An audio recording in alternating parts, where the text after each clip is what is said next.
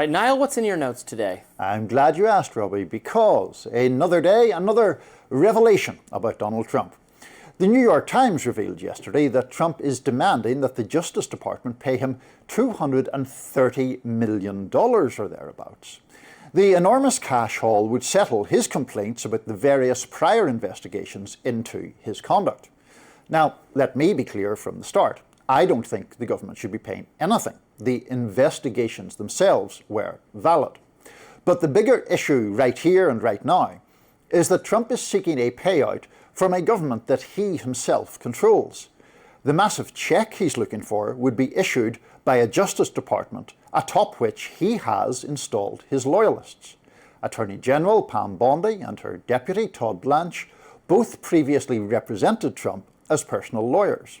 And the Times also notes in its story that the head of the DOJ's Civil Division, Stanley Woodward Jr., represented Trump's co-defendant Walt Nauta in the Mar-a-Lago documents case. Woodward and Blanche are particularly important here because, according to the Times, they would be the ones to approve a settlement. One more detail from the Times story. Its reporters note that the DOJ doesn't even necessarily tell the public as soon as it settles the kind of claims Trump has made. Quote, if or when the Trump administration pays the president what could be hundreds of millions of dollars, there may be no immediate official declaration that it did so. This is an amazing situation in all of the wrong ways. Naturally enough, Trump was asked about it. Here he is responding to Caitlin Collins of CNN yesterday. The New York Times is reporting that your legal team is seeking $230 million from your own Justice Department now in response to the investigations into you. It could be. Is that something you want your legal team to do? I don't know what the numbers are. I don't even talk to them about it. All I know is that they would owe me a lot of money, but I'm not looking for money. I'd give it to charity or something. I would give it to charity, any money. But look, what they did, they rigged the election. And as you know, we had, in one case, 60 Minutes had to pay us a lot of money. George Slobodanopoulos had to pay us a lot of money, and they already paid. You know, they paid me a lot of money. Firstly, nobody rigged the election. Second, I'll come to the media cases he mentioned there in a second. But go ahead, Mr. President, with your analysis of the ethical issues. That decision would have to go across my desk, and it's awfully strange to make a decision where I'm paying myself. In other words, did you ever have one of those cases where you have to decide how much you're paying yourself in damages? But I was damaged very greatly, and any money that I would get, I would give to charity. I hope you heard what he said there to one of the people standing by. Did you ever have one of those cases where you have to decide how much you're paying yourself in damages? No, I can't say I did. Most of us didn't either, because we don't hold presidential power and therefore can't leverage that power in a blatant shakedown like this. Perhaps we shouldn't be that surprised by all of this. Trump's critics are often focused mostly on the threat he poses to American democracy. But one part of that has always been all about the Benjamins. Trump's case against CBS, which he alluded to in that clip we just played, was over a 60 Minutes interview with Kamala Harris. His claims would have been laughed out of almost any court in the land.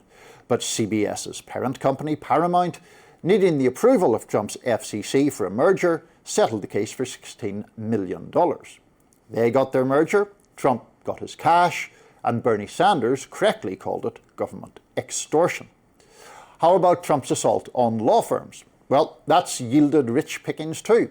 Back in April, Trump announced 5 firms would provide $600 million in pro bono work to causes that Trump supports. Colleges have caved too, albeit to the government rather than to Trump personally. An August story, also from the Times, found that Trump had personally interceded in settlement talks with Columbia University in May to insist the college pay up to the tune of $200 million. It agreed to do so as well. We don't even have time here to delve into the numerous ways Trump and his family have benefited from his grip on power. A New Yorker magazine investigation over the summer put the gains of his family circle across both his terms as president at a stunning $3.4 billion. One more thing. Trump's claim that if the DOJ settled his claims, he would give the money to charity. Way back in 2016, a reporter who's done some of the best work on Trump's finances, David Farenthold, looked into Trump's claims of charitable giving. A months-long investigation, he wrote in the Washington Post, quote, has not been able to verify many of Trump's boasts about his philanthropy. Fire Untold brought the receipts, or rather the lack of receipts. Quote, Trump promised to give away the proceeds of Trump University. He promised to donate the salary he earned from The Apprentice. He promised to give personal donations to the charities chosen by contestants on Celebrity Apprentice. He promised to donate $250,000 to a charity helping Israeli soldiers and veterans, but the Post has been unable to verify that he followed through on any of them, end quote. Colour me shocked. Donald Trump is, as I've said here before, an aberrational president, unusually mendacious, unusually vindictive, and certainly unusually authoritarian. But he's also a grubby and greedy little man. And now he has his fingers in the pie at the Department of Justice, trying to claw out as much cash as he can get. What a time, Robbie. What a time. I expect the ACLU to represent him in his quest to sue the government and get justice. I mean, I love when the government gets sued. Of course, there is an obvious conflict of interest here in that yes. Trump is himself a government figure, and the people he picked to run the Justice Department sure. are loyal to him and have worked for him in the past, which is perfectly appropriate in terms of them being in the government itself, but represents the conflict of interest in this case.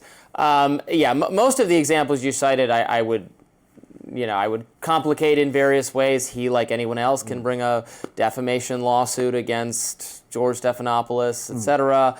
And I support suing the government. It is interesting because the doctrine of qualified immunity... Yes, but not when you are the head of government. The government, yes. Then it's just kind of looting. So this is not good. Right. But because of qualified immunity, this is more than a little interesting to me. There's a general...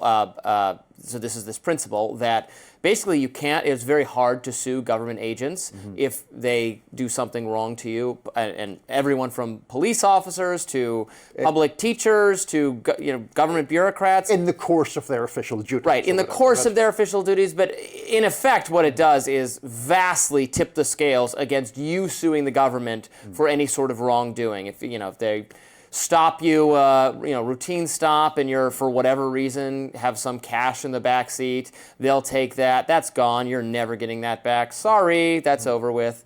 Even if it was totally inappropriate for them to take it, those kinds of things.